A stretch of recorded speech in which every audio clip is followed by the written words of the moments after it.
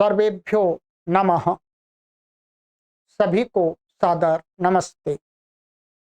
देववाणी संस्कृतम YouTube channel में आप सभी का हार्दिक अभिनंदन। मित्रों, शुद्ध वर्तनी सीरीज में आप सभी का हार्दिक अभिनंदन करते हैं। इस सीरीज में हम प्रत्येक वीडियो के माध्यम से आपको कुछ अपने लेखन आदि में, उच्चारण आदि में जो अशुद्ध शब्द हम प्रयोग करते हैं उनको शुद्ध करना सिखाते हैं। पूरी सीरीज को आप देखते रहिएगा, ठीक है।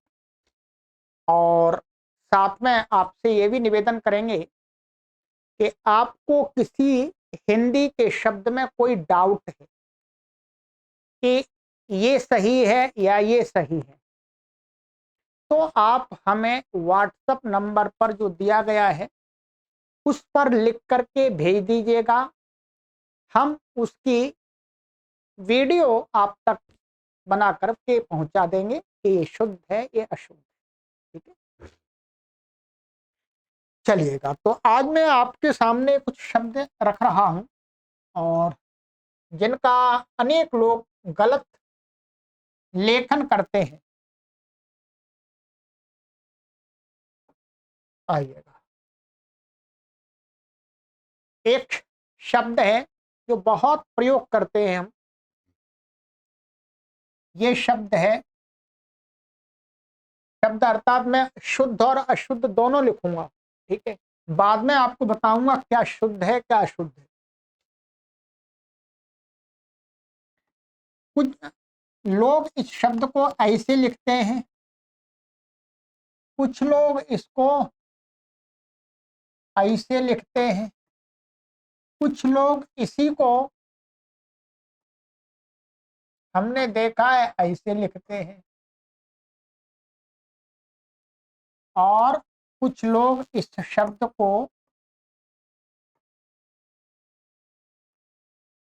इस प्रकार से लिखते हैं।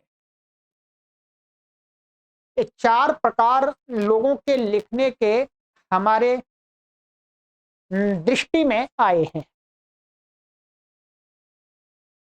कहीं पर भी आप बैंक में अथवा कहीं पर भी किसी स्त्री को, माने किसी स्त्री को, महिला को संबोधन करते हैं अथवा कुछ पत्र लिखते हैं, कुछ लिखते हैं, ठीक है, तो उसमें इन शब्दों का प्रयोग देखा जाता है। कुछ लोग इस प्रकार से लिखते हैं, श्रीमती, श्रीमती, श्रीमती और श्रीमती। इन दोनों का प्रयोग तो थोड़ा लोग कम करते हैं, इन दोनों का भरपूर प्रयोग करते हैं। और वर्तमान में हिंदी भाषी लोग हिंदी का शुद्ध ज्ञान न होने के कारण से इस शब्द का भरपूर प्रयोग कर रहे हैं। कहीं भी बैंक में पैसे निकालने के लिए कुछ स्लिप नाम लिखते हैं अपना, किसी स्त्री का जो भी है एप्लीकेशन लिखते हैं, उसमें ऐसा लिखते हैं श्रीमती। इसमें शुद्ध क्या है इस पर विचार करेंगे। देखिएगा, इसमें ये वाला शब्द बिल्कुल अशुद्ध है और ये वाला शब्द बिल्कुल अशुद्ध है। ये दोनों शब्द क्या है, गलत हैं।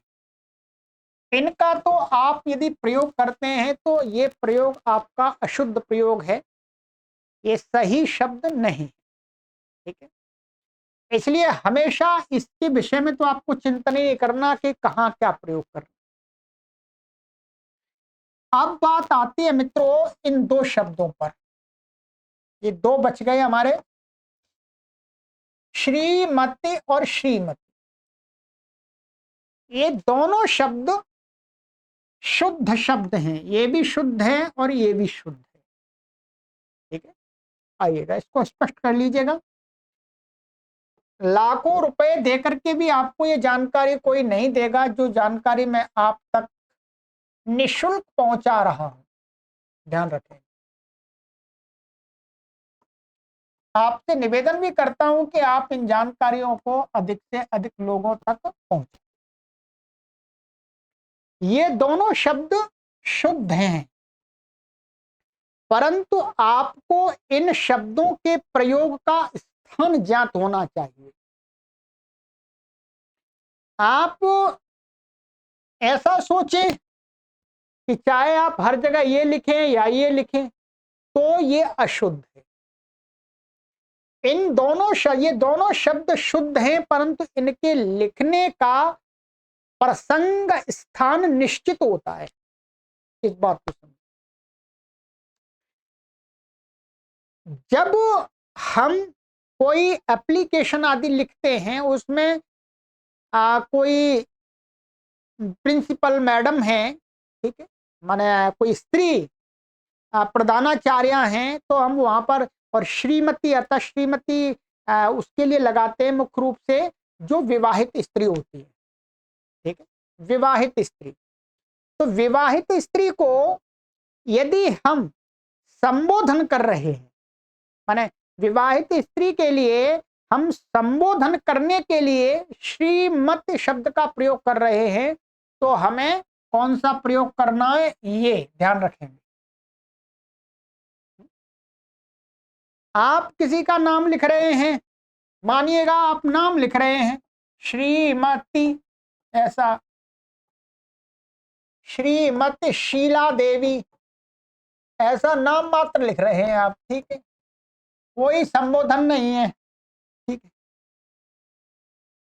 तो ये गलत है। यहां पर श्रीमती शीला देवी है, श्रीमती कोई भी नाम ले लीजिएगा, बहुत सारे, अब मैं किसका नाम लूं, ठीक है।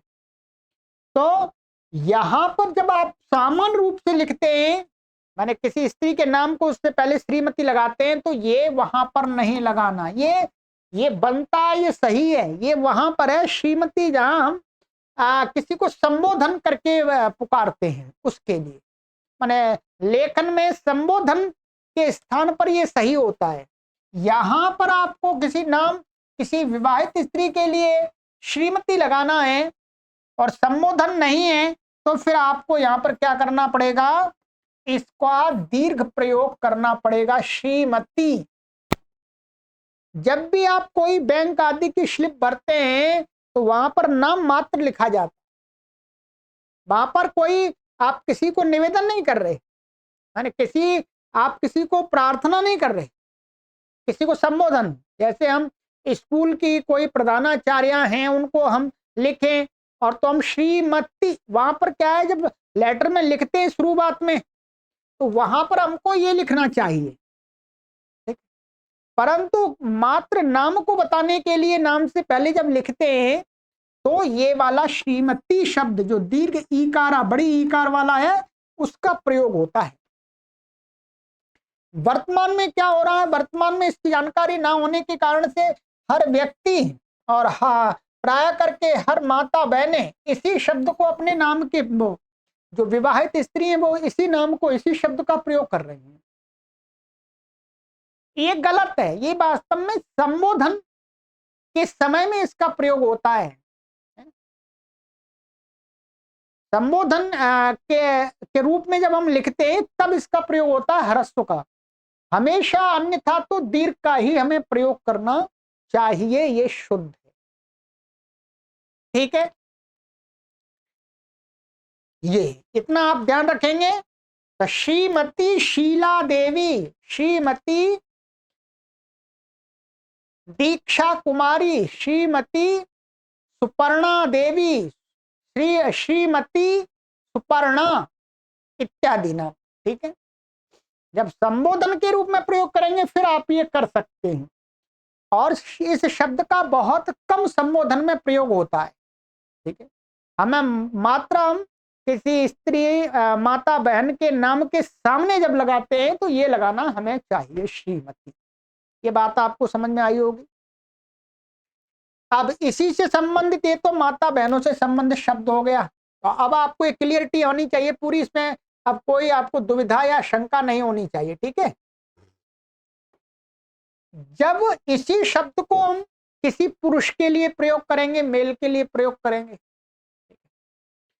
तो उसके भी मुझे 4 रूप दिखाई दिए हैं लेखन में। ठीक है, क्या दिया है? एक तो ये दिया है श्रीमान, ठीक है, और दूसरा दिया है श्रीमान, ठीक, और एक तीसरा हमें दिया है इसका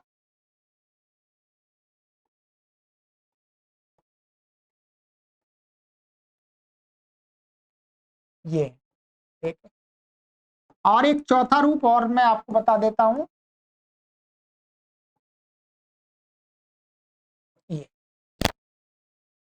ये 4 रूप मुझे दिखाई दिए हैं। ठीक है, इनमें भी ध्यान रखेंगे, ये वाला और ये वाला, ये दोनों गलत हैं, ये दोनों गलत हैं, ये दोनों सही हैं। पुरुष के लिए इनका प्रयोग करते हैं। आजकल ठीक से हिंदी वर्णमाला का भी लोगों को ज्ञान नहीं है।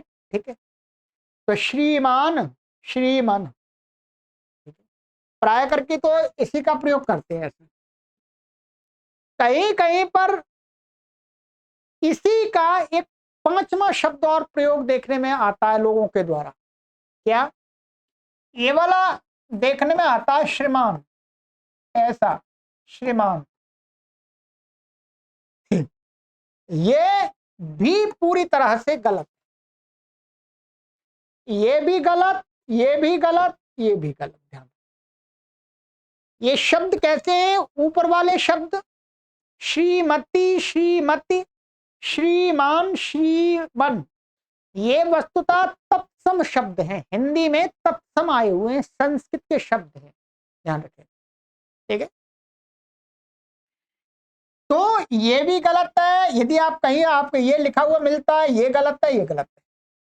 सही कौन से शब्द हैं? ये पहली बात, जो नकार है, नकार में आकार आपको जोड़ करके नहीं लिखना। इसमें नकार में आकार का प्रयोग जो लिख देते लोग, ये अशुद्ध है, ये शुद्ध नहीं है। और ये बड़ी ई, दीर्घ जिसको बोलते हैं, ये दीर्घ ई, यहां ह्रस्व, ह्रस्व वाला भी गलत। अब ये 2 शब्द हमारे पास में बचते हैं, ये हैं शुद्ध शब्द। इन 2 शब्दों में से भी हमें ये जानना होगा कि कौन सी जगह इनमें से कौन सा शब्द शुद्ध है। ठीक है, जैसे आप कोई एप्लीकेशन लिखते हैं बैंक अधिकारी के लिए, स्कूल के प्रधानाचार्य जी के लिए, अध्यापक के लिए, तो वहां पर जब आप एप्लीकेशन शुरू में लिखेंगे तो आपको कौन सा प्रयोग करना है? ये वाला करना है। जबकि लोग क्या कर देते हैं, श्रीमान प्रधानाध्यापक, श्रीमान नहीं वहां होना चाहिए। वहां पर जब हम लिखेंगे श्रीमन, श्रीमन प्रधानाचार्य